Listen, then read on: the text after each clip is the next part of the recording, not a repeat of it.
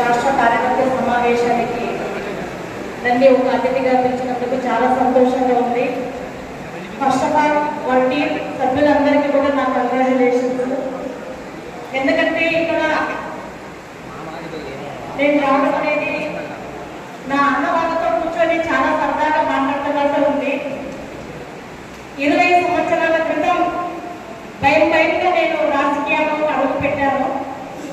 అప్పుడు నిజంగా నా వెన్నట్టే ఉండి నాకు ధైర్యం చెప్పి ఏ విధంగా ఉండాలి, ఏ విధంగా మాట్లాడాలి అని చెప్పి ఒక చెల్లెలిగా ప్రతి ఒక్కరిని ఓన్గా చేసుకున్నందుకు మీకు అందరికీ నా శిరస్సు వంచి నమస్కారాలు తెలియజేసుకుంటున్నాను.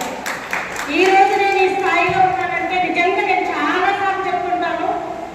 ఈ రోజు గుడిసె కృష్ణమ్మ ఈ స్థాయిలో ఉందంటే దాంట్లో ఒక రీజన్ నా పత్రికా స్వాగతం నుంచి నా హృదయపూర్వక ధన్యవాదాలు తెలియజేసుకుంటున్నాను.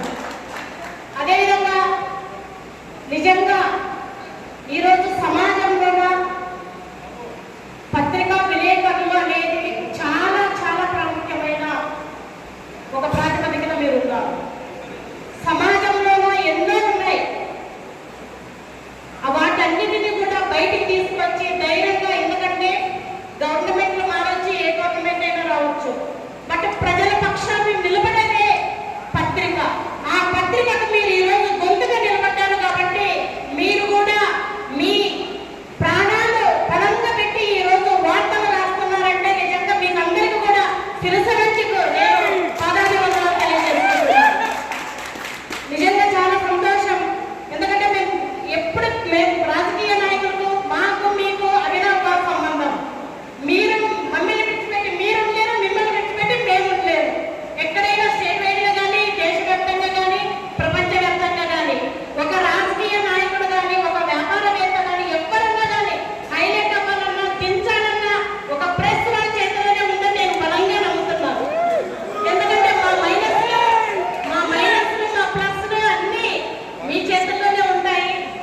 రాజకీయ నాయకులు కూడా ఒళ్ళు దగ్గర పెట్టుకొని మీ దగ్గర మనసులో ఎంత తిట్టుకున్నా లోపల బయటకు మాత్రం ఒళ్ళు దగ్గర పెట్టుకొని మాట్లాడాలి నిజంగా.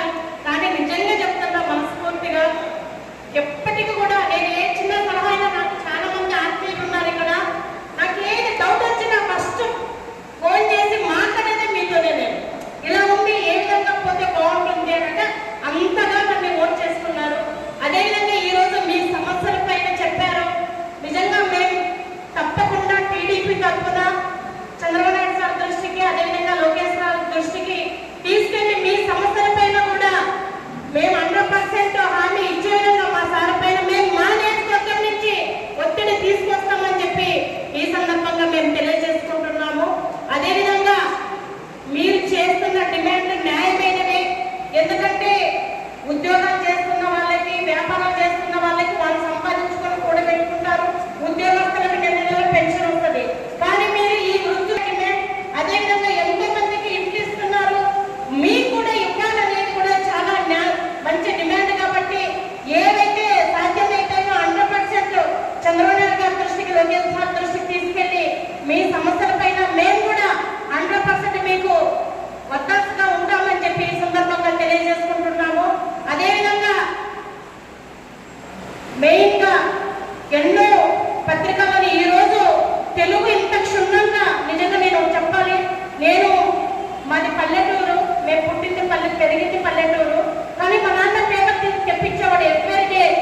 ప్రతిరోజు 8 గంటలకు వచ్చేది మాకు పేపరు.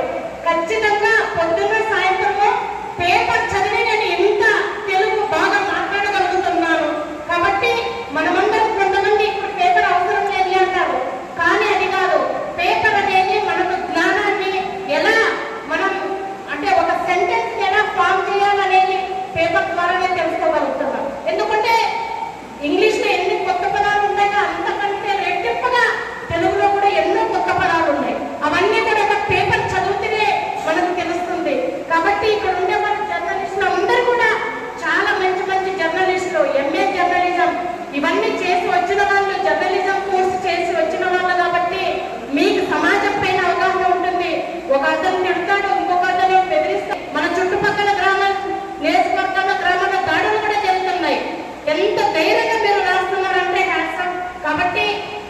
ఏదైనా తప్పుగా మాట్లాడితే క్షమించండి.